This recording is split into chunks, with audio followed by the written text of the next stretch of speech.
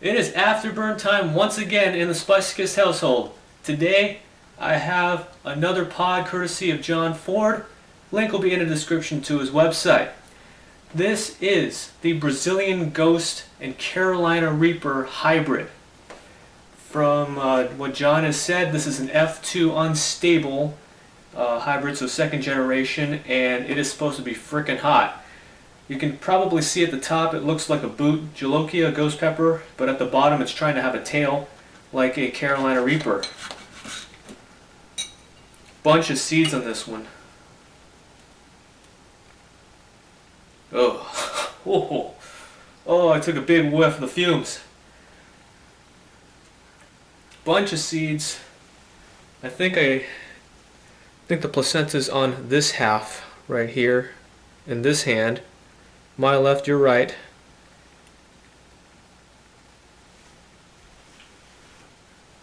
This one's gonna suck. Here we go. Basically because if you think too much, you're gonna second guess yourself. So Brazilian Ghost, Carolina Reaper hybrid.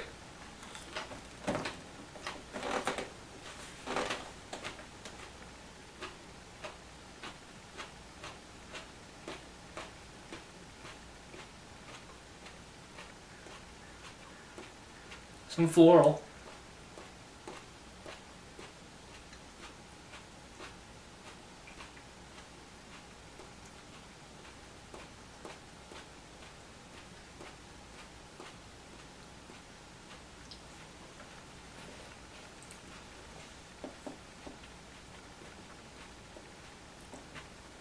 That is a very slow burn.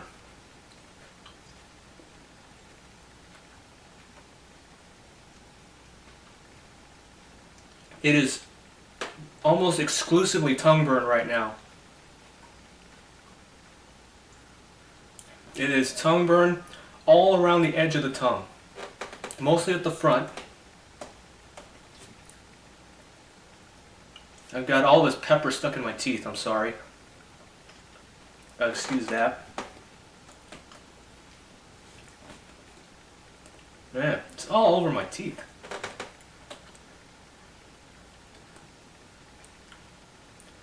Oh, there we go. It's trying to be a throat burn now.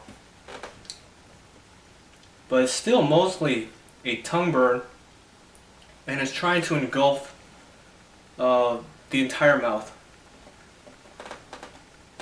It is pretty darn hot. Of course, Carolina Reaper is, as of right now, the Guinness record holder for the world's hottest pepper. Ed Curry has, I guess, continually been sending peppers because I guess the Carolina Reaper is getting hotter. You know, some of his pods have been testing at over 2 million. The Brazilian Ghost, from when I had the red Brazilian Ghost, that one lit me up really good. But of course there was also that brown Brazilian Ghost pepper that I had a while back. I believe that was also from John Ford. That was testing at about 1.4 million. And it's really interesting because all the other pods that I've been eating, you know, it depends on the type of pod, how it hits people. Like some of the other pods, it's been ridiculous throat burn, really violent throat burn. This is almost no throat burn. Maybe a little bit, but nowhere close to what I've had experienced in the past with other pods. It is now the back of the tongue. I would say the back of the tongue, sides of the tongue, maybe a little bit at the front of the tongue. And it's trying to migrate to my throat. But all in all, it's not as bad as I had feared. It's actually not as bad as I feared. Yes, the panda does get a little intimidated by these super hots, especially if, you know, you see a hybrid of two big time super hots that he's had before, and you think, oh my god, it's gonna suck. And don't get me wrong, it's hot. It's really, really hot. But when you compare it to some of the other pods that I've had, especially just the Brazilian Ghost alone and the Carolina Reaper alone, I have to say this is milder than the two separate. Each of the pods separate. You know, I'm getting the nose running going, and so it's definitely hitting me. But all in all, you know, I can deal with it. I'm getting some fruitiness now on the back end. All the remnants of the pepper is producing this fruity after effect. Heat-wise, I'll probably give this little above an 8 out of 10.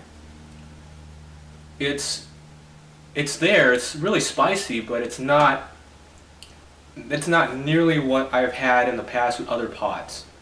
So this being an F2 and it's unstable, it can probably get even hotter as the generations go by. So perhaps if this is revisited sometime down the road after it's become more stable, it could be even hotter. But again, thank you to John Ford for sending me this. And again, 5 minutes is up. What are your thoughts on a Brazilian Ghost Pepper and a Carolina Reaper hybrid? Let me know down in the comments, guys. That's all for this Afterburn video. Embrace that pain, everybody. I'll see you in the next video.